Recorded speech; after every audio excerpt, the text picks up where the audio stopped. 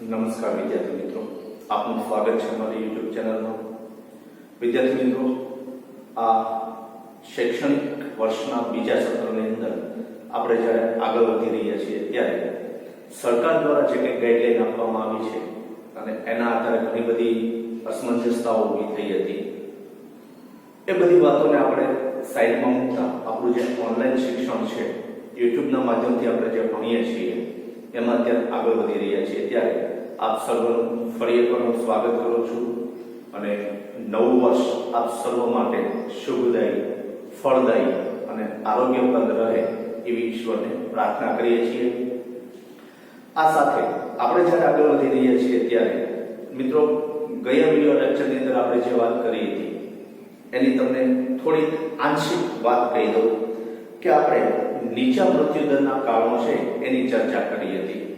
બરાબર, 7મા ચેપ્ટરની ચર્ચા કરીએ છીએ અને 7મું ચેપ્ટર આજે આપણે છેલ્લો દિવસ એટલે કે છેલ્લો લેક્ચર છે કે જેના માધ્યમથી આપણે 7મું ચેપ્ટર અહીંયા પૂર્ણ કરીશું. એ પછી આપણે 3 ચેપ્ટર રહેશે. તો આ બધી બાબતોને ધ્યાનમાં રાખીને આપણે ગયા વિડિયો લેક્ચરની અંદર જે નીચા મૃત્યુદરના કારણોની વાત કરી હતી, જો વસ્તી વધારાના કારણોની આપણે વાત કરતા હતા કે વસ્તી વધારાના મુખ્ય 2 કારણો, પહેલું તો કે જન્મદરમાં થતો વધારો અને બીજું મૃત્યુદરમાં થતો ઘટાડો. તો નીચા મૃત્યુદરના જે કારણો હતા એની અંદર આપણે જે ચર્ચા કરતા હતા એની અંદર આપણે વાત કરી હતી કે ભાઈ દુષ્કાળ ઉપર આપણે નિયંત્રણ રાખી શકતા એવી સિચ્યુએશનમાં આપણે પહોંચી શક્યા છીએ કે દુષ્કાળ આવે તો આપણે એક કરતા વધારે વર્ષો સુધી લોકોને આપણે અનાજ છે, પાણી છે, આ બધી વસ્તુ પૂરી પાડી શકીએ છીએ. બરાબર, આ ઉપરાંત રોગચાળા ઉપર નિયંત્રણ, અને ગમે એટલી પરિસ્થિતિ આપણે વરસી જાય પણ જો આપણામાં સમજણ હોય, જો આપણી અંદર એવા પ્રયત્નો કરવાની અભિલાષા હોય કે જેના માધ્યમથી આપણે રોગ ઉપર કાબુ મેળવી શકીએ છીએ, તો લોકોમાં આવતો બદલાવ, લોકોની જીવનશૈલીમાં આવતો બદલાવ એ પણ મિત્રો રોગચાળા ઉપર નિયંત્રણનું એક કારણ બને છે એવું આપણે સમજ્યા. એની પછી સંદેશા વ્યવહાર, વાહન વ્યવહાર, આ બધી સગવડતાઓ વધી. આને લીધે શું થયું કે કોઈ પણ જગ્યાએ કુદરતી આપત્તિઓ આવે છે તો એ કુદરતી આપત્તિની અંદર આપણે જે તે લોકોને મદદ કરવા માટે, જે તે લોકોને જોઈતી પૂરતી સગવડતાઓ આપવા માટે અવિરત પ્રમાણે આપણે મદદરૂપ બનવા માટેના પ્રયત્નો કરીએ છીએ અને જે વસ્તુઓ ત્યાં નથી એ વસ્તુઓ પહોંચાડવાના પ્રયત્નો કરી રહ્યા છીએ. તો આવા સંજોગોની અંદર જેમ જેમ મૃત્યુદર ઘટતો જાય છે એ મિત્રો વસ્તીમાં વધારો થતો જાય છે એવી વાત આપણે ગયા વિડિયો લેક્ચરની અંદર કરી હતી. બરાબર છે. તો હવે બીજા સત્રની અંદર આપણે શરૂ કરવા જઈ રહ્યા છીએ ત્યારે એક તમને ફરીથી રિક્વેસ્ટ કરું છું કે જે વિડિયો આવે એ મિત્રો હવે લગભગ આ વર્ષ આપણે આવી રીતે જ પૂર્ણ કરવાનું છે અને તમે પ્રથમ સત્રની પ્રથમ પરીક્ષા આપી છે, ભલે મોક ટેસ્ટ આપીએ છીએ કે પછી જે તે સત્રાંત પરીક્ષા સ્વરૂપે તમારી માં ટેસ્ટ લખાવીએ છીએ, તો એક ટેસ્ટ આપતા આપણે એટલું સમજ્યા છીએ કે ઓનલાઈન શિક્ષણ છે એ ધારીએ એટલું સહેલું પણ નથી અને જો રેગ્યુલર વિડિયો જોતા હોઈએ તો મિત્રો અઘરું પણ નથી. કારણ કે જે તમે ક્લાસરૂમની અંદર ભણો છો એ જ તમે યુટ્યુબના માધ્યમથી જ્યારે ભણો છો ત્યારે ઘણી બધી બાબતો એવી હોય છે કે જે બાબતોને આધારે આપણે જો એની પર ફોકસ કરવામાં આવે, એની પર ધ્યાન આપવામાં આવે તો મિત્રો પ્રથમ પરીક્ષાની અંદર પડેલી મુશ્કેલી, પ્રથમ પરીક્ષાની અંદર ન આવડેલા ટોપિક આપણે વિડિયો જોઈએ તો એની અંદર આવડી જ લઈએ છીએ પણ છતાં આપણે લખી શકતા નથી. તો આવા સંજોગોની અંદર જે મુશ્કેલી આપણે પ્રથમ સત્રની પરીક્ષાની અંદર પડી હતી, મોક ટેસ્ટની અંદર પડી હતી, કે સરકાર દ્વારા લેવાતી એકમ કસોટીની અંદર જે મુશ્કેલીઓ પડી હતી એ મુશ્કેલીઓ આપણે બીજા સત્રમાં ન પડે એવી આપણે ગંભીર નોંધ સાથે આગળ વધશું જેથી કરીને આપણને વાંધો ન આવે. બરાબર છે. તો આપણે જે વસ્તી વધારાના કારણો બન્યા હતા તો આપણે જોઈએ છીએ કે તમામ સમસ્યાઓનું મૂળ એ વસ્તી વધારો છે અને વસ્તી વધારો એ ઘણા બધા પ્રશ્નો આપણી સામે લાવીને મૂકે છે. પછી શહેરીકરણને લગતો પ્રશ્ન હોય, ગરીબીને લગતો પ્રશ્ન હોય, બેરોજગારીને લગતો પ્રશ્ન હોય, લૂંટફાટને લગતો પ્રશ્ન હોય, આવા તો ઘણા બધા પ્રશ્નો આપણી સામે આવીને ઉભા રહી જાય છે. તો આ બધા પ્રશ્નોનું નિરાકરણ એ લાવવા માટે આજે આપણે ભણવા છે વસ્તી નિયંત્રણના ઉપાયો, જે તમને 5 માર્કમાં પૂછાય છે. મિત્રો પ્રશ્ન છે આપણો વસ્તી નિયંત્રણના ઉપાયો.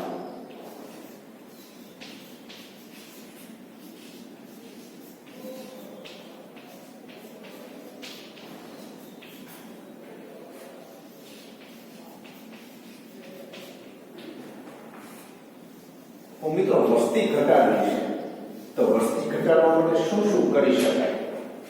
તમારા મગજમાં એવો કોઈ આઈડિયા હોય તો તમે વિચારી શકો છો, બરાબર? તો સૌથી પહેલા શું કરવું પડે? લોકોમાં જાગૃતતા લાવવી પડે. શું કરવું પડે? જાગૃતતા લાવવી પડે.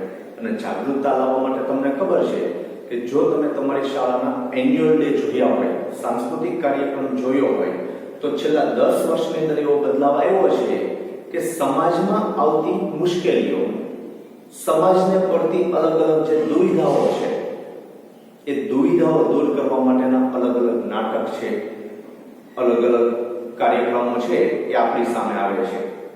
હમણાં જ તમને ખબર છે કે ભાવનગરને સ્વચ્છ રાખવા માટે, લોકોમાં જાગૃતતા લાવવા માટે સૌરાષ્ટ્ર સમાચાર અને ભાવનગરની ઘણી બધી અગ્રગણ્ય સંસ્થાઓ છે એ આગળ આવી હતી અને ભાવનગરને સ્વચ્છ બનાવવા માટેના જે પ્રયત્નો છે એ કર્યા હતા.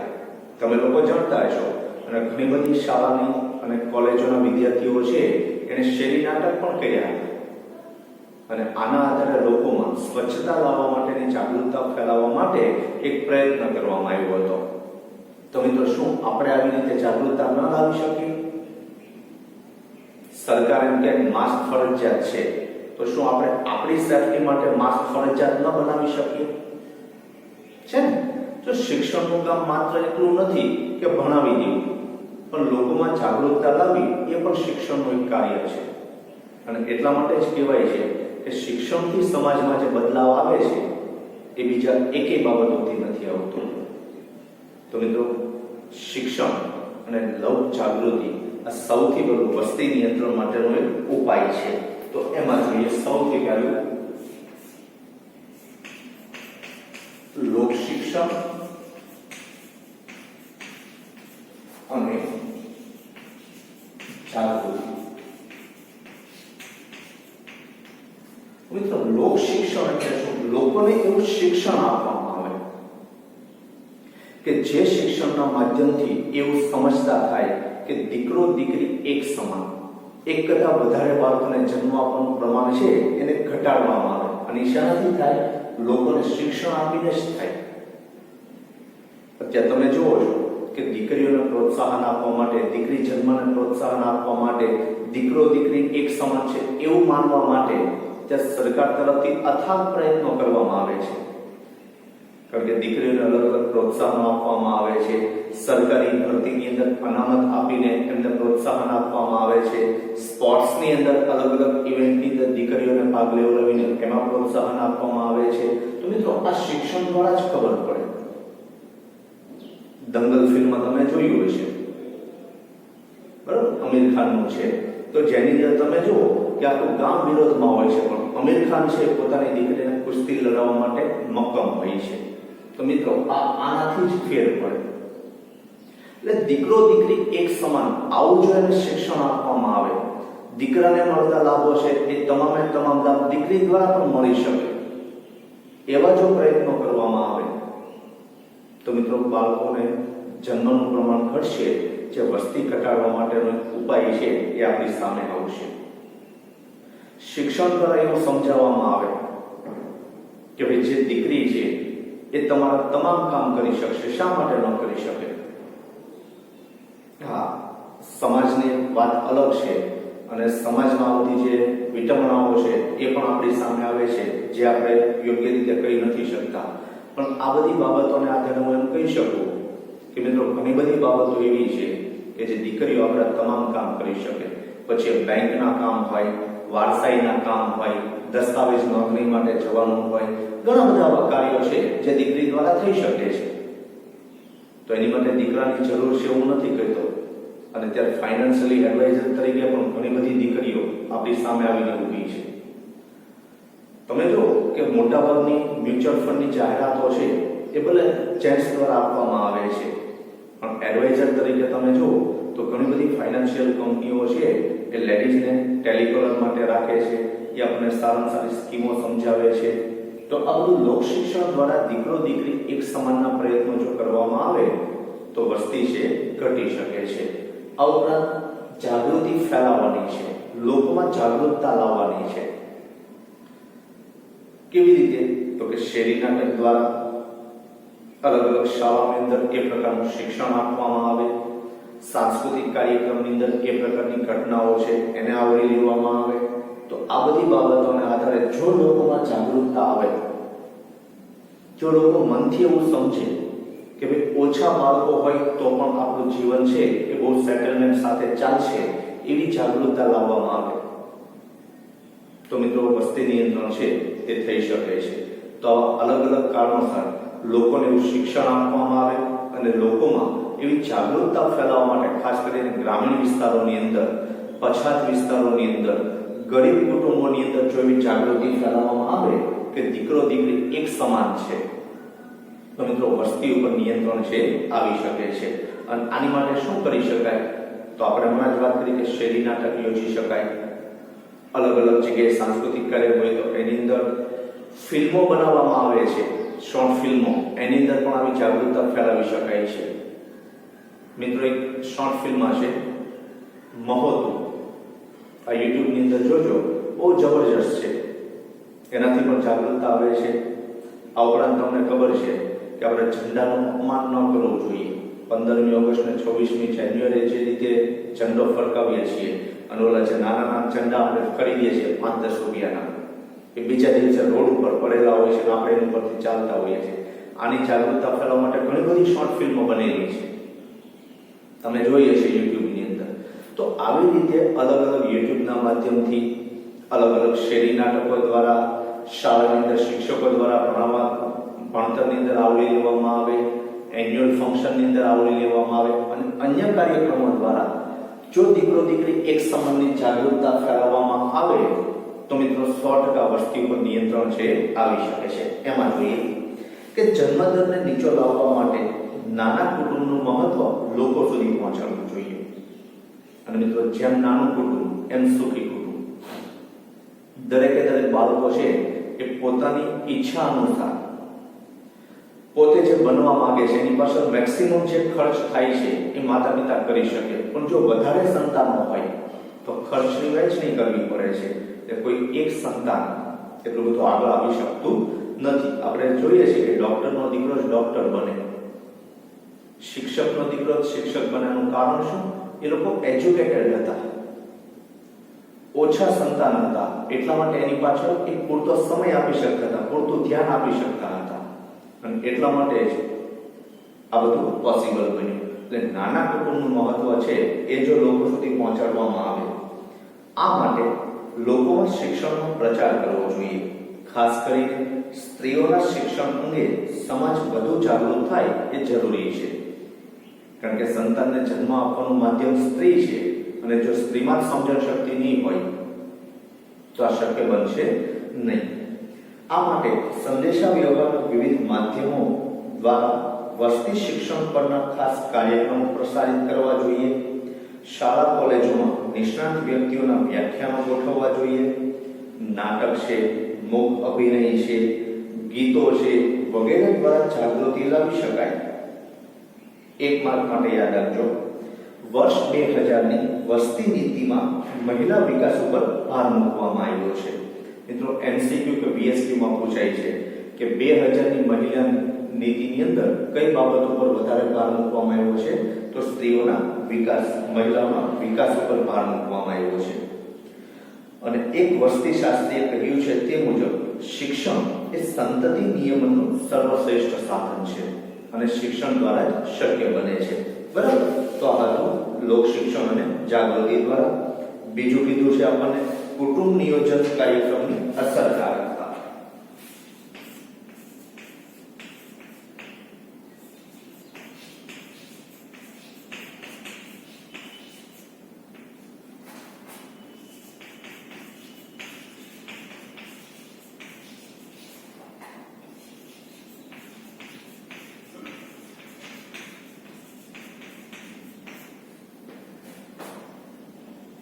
કુટુંબ નિયોજન.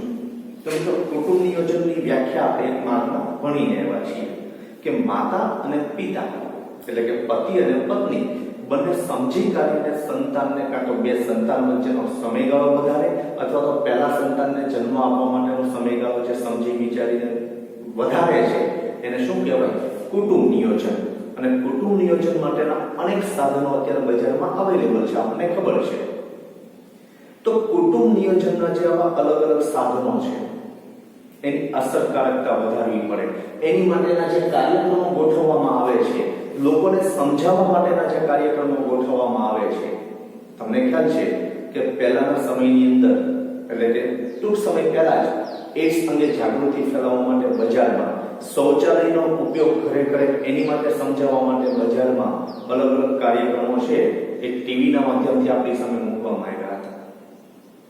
ખુલ્લામાં શૌચ કરે તો લોકોને તાળીઓ પાડીને શરમ આવે, આવી બધી પ્રોસેસ છે એ આપણે ટીવીના માધ્યમથી જોઈ હતી. તો આ રીતે સંતાન ઘટાડવા માટે, ઓછા સંતાનોનો જન્મ આપવા માટે જે કાર્યક્રમો ગોઠવવામાં આવે છે એ કાર્યક્રમમાં મેક્સિમમ સ્ત્રીઓ ભાગ લે, મેક્સિમમ પુરુષો ભાગ લે અને એની માટેની જે બાબતો છે એ જો સમજાવવામાં આવે તો મિત્રો સૌથી વધારે એમ કહી શકાય કે વસ્તી નિયંત્રણ માટે કુટુંબ નિયોજન એ સર્વશ્રેષ્ઠ સાધન છે. એટલે કુટુંબ નિયોજન દ્વારા જો મેક્સિમમ બાબતો લોકોને સમજાવવામાં આવે કે કુટુંબ નિયોજન માટે વપરાતા સાધનો, વસ્તી નિયંત્રણ માટે વપરાતા સાધનો છે એની આડઅસર નથી, એ આપણા માટે જ ઉપયોગી છે, આવું સમજાવવામાં આવે તો મિત્રો વધારે બાળકોને જન્મ આપવાનું પ્રમાણ ઘટી શકે છે. તો એમાં જોઈએ કે કુટુંબ નિયોજન અંગેના કાર્યક્રમને વધુ અસરકારક બનાવવા માટે લોક શિક્ષણની સાથે સાથે કુટુંબ નિયોજન સેવાઓ અને સવલતોમાં વધારો કરાયો છે. તો મિત્રો આને તો સાથે રાખવાનું છે, કારણ કે આની વગર કંઈ શક્ય જ નથી. બજારમાં મળતી પ્રોપર્ટી હોય કે બજારમાં મળતા અન્ય સાધનો છે એનો ઉપયોગ આપણે ક્યારે કરી શકશું? જો આપણામાં એ અંગેનું શિક્ષણ હશે, તો આપણામાં એ અંગેની જાગૃતિ હશે તો.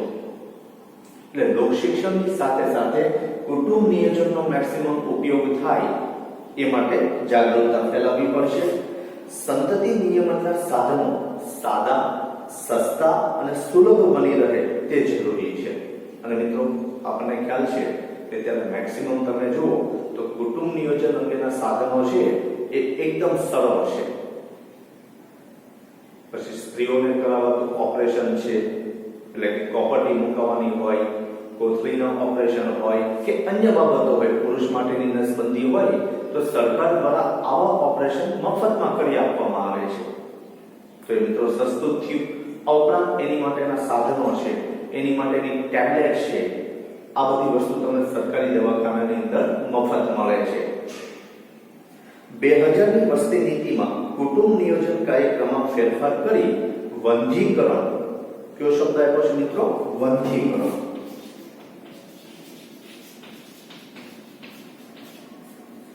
વંધ્યીકરણને અપાતા વધુ પડતા મહત્વને ઘટાડીને અનિચ્છિત ગર્ભધારણ અટકાવવા માટે અન્ય સલામત પદ્ધતિઓ પર ભાર મૂકવામાં આવ્યો છે.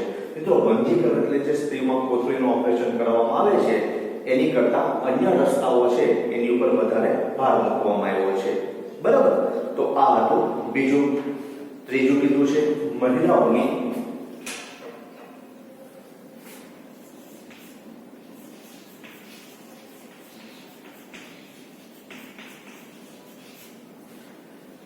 લગ્ન હોય અને દરજ્જામાં વધારો. લગ્ન હોય કેવી રીતે વધારવી તો તમને ખબર જ છે, કારણ કે અત્યારે તમને ખ્યાલ છે કે પુરુષો માટે 21 વર્ષ અને સ્ત્રીઓ માટે 18 વર્ષ સરકારે નક્કી કરેલા છે. બરાબર? તો હજી આવનારા સમયની અંદર એવું બની શકશે કે સ્ત્રીઓ માટે 21 વર્ષ અને પુરુષો માટે 24 વર્ષ લગ્નની વય મર્યાદા નક્કી કરવામાં આવશે.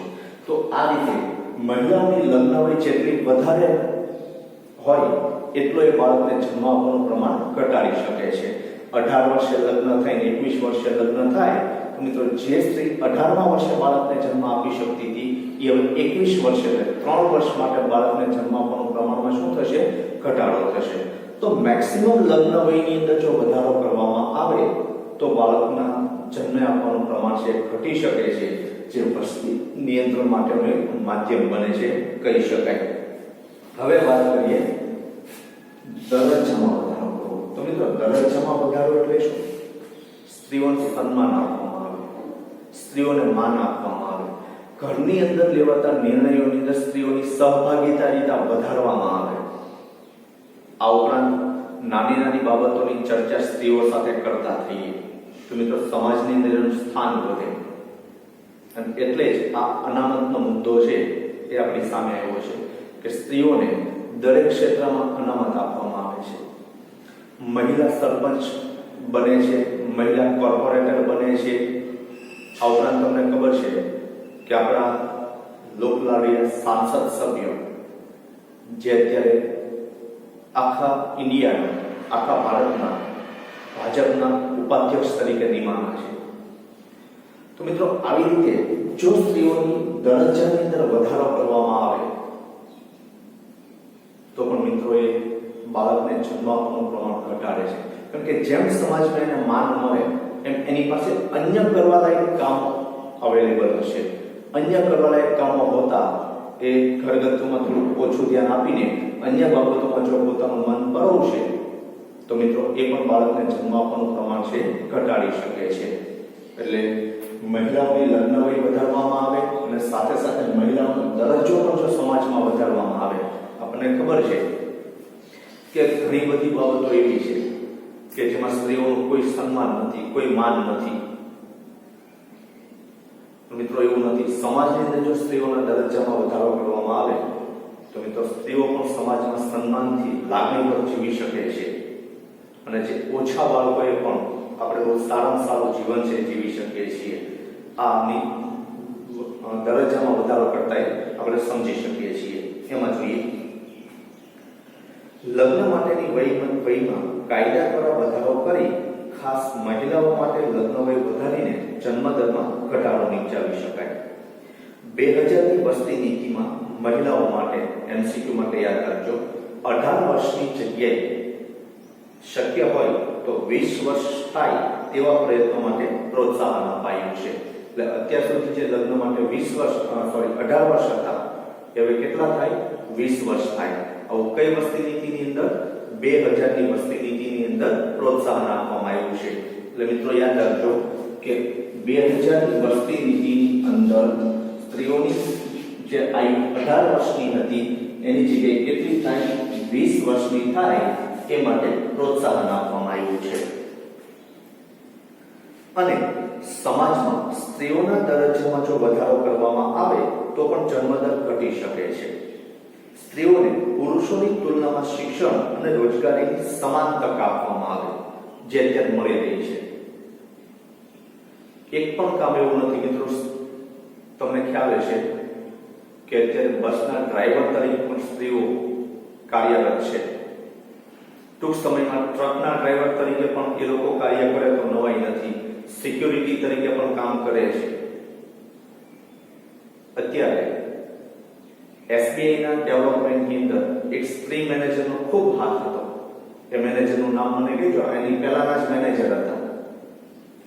SBI બેંકના જનરલ મેનેજરની વાત કરી રહ્યો છું. એ આવ્યા પછી SBI માં ઘણો બધો સુધારો આવ્યો. તો મિત્રો સ્ત્રીઓ ધારે તે કરી શકે છે.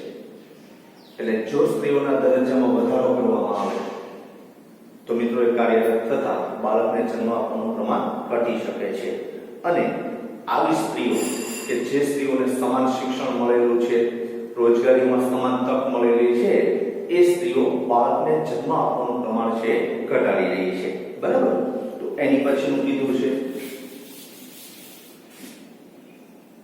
એની પછીનું ચોથું કીધું છે પ્રોત્સાહન અને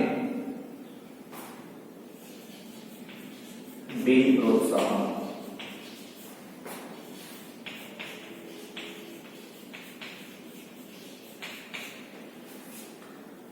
પ્રોત્સાહન પણ આપવાનું છે તો કે જે જગ્યાએ ઓછા બાળકો છે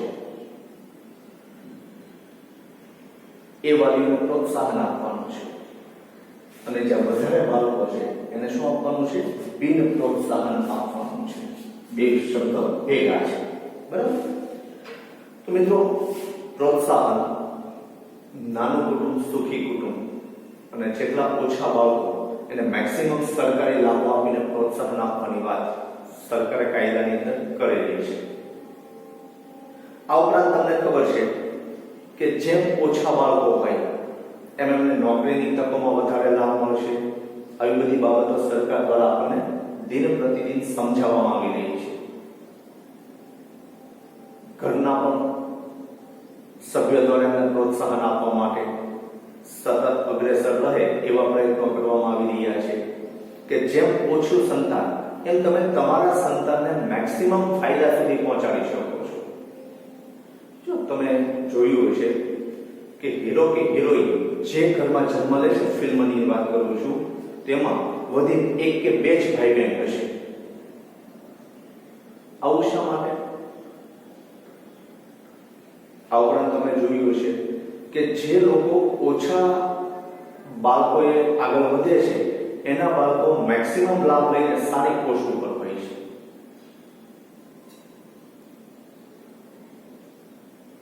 અને એ લોકો બહુ સારી રીતે મહેનત પણ કરે છે.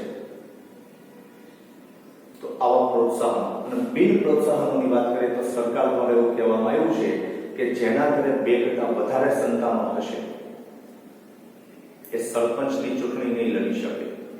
સરકાર તરફથી મળતી સહાયો છે એને બંધ કરવામાં આવશે. આવો જો બિન પ્રોત્સાહન એમને આપવામાં આવે તો બાળકને જન્મ આપવાનું પ્રમાણ પ્રોત્સાહન મેળવવા માટે ઘટી શકે છે. અને ઘણા બધા રાજ્યો છે એની પર અમલ પણ કરે છે અત્યારે કે 2 કરતા વધારે સંતાન હોય તો એ લોકોને સરપંચની ચૂંટણી નથી લડવા દેતા. અને એવું જો ખોટું સાબિત કરીને કોઈ સરપંચ બને તો પાછળથી એની પર કેસ પણ થયેલા છે, બરાબર? તો બિન પ્રોત્સાહન દ્વારા પણ આપણે કુટુંબ નિયોજન છે એને અસરકારક બનાવી શકીએ છીએ અને વસ્તી નિયંત્રણ ઉપર ઘટાડો લાવી શકીએ છીએ. એમાં જોઈએ સરકાર તરફથી અપાતા પ્રોત્સાહન અને બિન પ્રોત્સાહનો કુટુંબ નિયોજનમાં અગત્યનો ભાગ ભજવે છે. જેમ કે વંધ્યીકરણનું ઓપરેશન કરાવનાર દંપતીને સરકાર તરફથી આર્થિક વળતર આપવામાં આવે. એટલે કે બાળકને જન્મ ન આપી શકાય એવું ઓપરેશન કરાવનાર દંપતીને શું આપવામાં આવે છે? આર્થિક વળતર આપવામાં આવે છે. અને હમણાં જ આપણે વાત કરી કે આવા ઓપરેશનો સરકારી હોસ્પિટલની અંદર મફત કરી દેવામાં આવે છે. વધતી વસ્તીને અટકાવવા માટે ચીને બિન પ્રોત્સાહનનો દાખલો વિશ્વ સમક્ષ આપ્યો છે. અને તમને ખબર છે કે ચીનમાં ફરજિયાત 2 સંતાન હોય તો એક સંતાનને આર્મીમાં મોકલાવી દેવાનું. આ ચીને બિન પ્રોત્સાહન કે ભાઈ તમારો ભલે ગમે એટલું લાડકું હોય, બેમાંથી ગમે એક સંતાનને તમારે આર્મીને આપી દેવાનું, સરકારને સોંપી દેવાનું. જેમાં 2 બાળકોવાળા દંપતીઓના મહત્વના લાભો પાછા ખેંચી લેવામાં આવ્યા હતા. થોડે સમયથી એમાં છૂટછાટો આપી છે. તેમજ ભારતની વાત કરીએ તો ભારતમાં સ્થાનિક સ્વરાજની ચૂંટણીઓમાં 2 કરતા વધારે સંતાન હોય તે દંપતી ચૂંટણી લડી શકતા નથી. અને છેલ્લું કીધું છે મિત્રો કે તબીબી સેવાઓનો વ્યાપ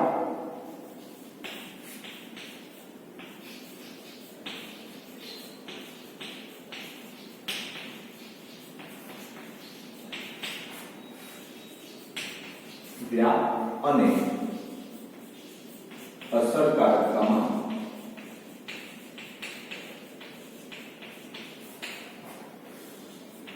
વધારો. તબીબી સેવાઓનો વ્યાપ વધારો એટલે શું? તો કે આપણે બાળ મૃત્યુ દર વિશે ભણીને એમાં છીએ. તો જેટલું બાળ મૃત્યુ દર ઓછું થાય એટલું જન્મ આપવાનું પ્રમાણ ઘટે. અને જન્મ આપ્યા પછી પણ એ બાળક લાંબુ આયુષ્ય જીવે, લાંબુ આયુષ્ય ભોગવે એની માટે આરોગ્યની સેવાઓ મેક્સિમમ બનાવવામાં આવે. નાનામાં નાના ગામડા સુધી આરોગ્યની સેવાઓ પહોંચાડવામાં આવે તો મિત્રો બાળકને જન્મ આપવાનું પ્રમાણ છે ઘટી શકે છે. કીધું છે કે તેની અસરકારકતામાં વધારો. માત્ર આમાં વધારો થાય એટલું જરૂરી નથી. એ વધારો સાથે એ વધારો લોકો સુધી પહોંચે, લોકોમાં એ અંગેની જાગૃતતા આવે. હજી આજની તારીખે આપણે જોઈએ છે ઘણી બધી સ્ત્રીઓ અટ કરીને બેઠી હોય છે કે અમે પુરુષ ગાયનેક ડોક્ટરોને બતાવશું નહીં. તો મિત્રો ખોટી વાત છે. ગાયનેક ડોક્ટર છે તમને થતા પ્રશ્નો તમે બતાવવા માટે જાઓ છો. આ ઉપરાંત 108 ની ટીમ ઘણીવાર ગામડે પહોંચે છે ત્યારે ત્યાં સ્ત્રીઓની હટ હોય કે ડિલિવરી અમે 108 ની ટીમ પાસે નહીં કરાવી. તો મિત્રો આ વાત ખોટી છે. એટલે માત્ર વ્યાપ વધે એટલું મહત્વનું નથી, એ વ્યાપની અસરકારકતા પણ વધે એ જરૂરી છે. અને દિન પ્રતિદિન તમે જોવો છો કે શસ્ત્રક્રિયા છે એ મેક્સિમમ બનતી જાય છે, બાળકો પર નવા નવા સંશોધનો થતા જાય છે, અને જે બાળકો લાંબુ આયુષ્ય નથી ભોગવી શકતા અથવા કુપોષિત છે એમને પોષણ કેવી રીતે મળે એની માટેની દવાઓ છે એ સતત શોધાતી જાય છે અને અપાતી જાય છે. અને જે દંપતીઓ બાળકને જન્મ નથી આપી શકતા એની માટે ટેસ્ટ ટ્યુબ બેબી છે અને અન્ય સાધનોની મદદથી એ બાળકને જન્મ આપી શકે છે. તો આ રીતે તબીબી સેવાઓનો જો વ્યાપ વધારવામાં આવે તો પણ મિત્રો વધારે સંતાનને જન્મ આપવાનું પ્રમાણ ઘટી શકે છે. અને એમાં પણ જો તબીબી સેવાઓની અસરકારકતા વધારવામાં આવે તો એ મેક્સિમમ કાર્ય છે લોકો સુધી પહોંચે છે. તો મિત્રો એમાં જોઈએ કે ભારતમાં મૃત્યુનો દર નીચો હોવા છતાં વિકસિત રાષ્ટ્રોની સરખામણીમાં આ દર હજુ ઊંચો ગણાય છે. વિજ્ઞાનની મદદ વડે પ્રજનન તથા બાળ આરોગ્યને લગતી સેવાઓ તથા સવલતોમાં વધારો કરવો, રસીકરણની પ્રક્રિયાને સાર્વત્રિક તથા અસરકારક બનાવવી, એડ્સ જેવી બાબતો અંગે જાણકારી વધારવી અને અન્ય ચેપી તથા જાતીય રોગોના પ્રમાણમાં ઘટાડો કરવો, આ પ્રકારના પગલાં મૃત્યુદર તથા બાળ મૃત્યુદરની નીચી સપાટીએ લઈ જઈ શકે તેમ છે. અને મિત્રો સૌપ્રથમ વસ્તી નીતિને નિયંત્રણ કરવા માટે વસ્તી નીતિમાં ભાર મુકાયો અને આ વસ્તી નીતિ 2000ની સાલમાં ડોક્ટર એમ.એસ. સ્વામીનાથનના વડપણ હેઠળ થઈ. એક માર્ગ માટે યાદ રાખજો કે 2000ની વસ્તી નીતિ કોના વડપણ હેઠળ કે કોની હેઠળ તૈયાર કરવામાં આવી? સ્વામી એમ.એસ. સ્વામીનાથન. તો મિત્રો આ હતા તમારા વસ્તી નિયંત્રણ માટેના ઉપાયો, જેની મદદથી આપણે વસ્તીને ઘટાડવા માટેના પ્રયત્નો છે કરી શકીએ છીએ. તો આજના વિડિયો લેક્ચરની અંદર આપણે એટલું રાખીએ છીએ અને આ સાથે ધન્યવાદ.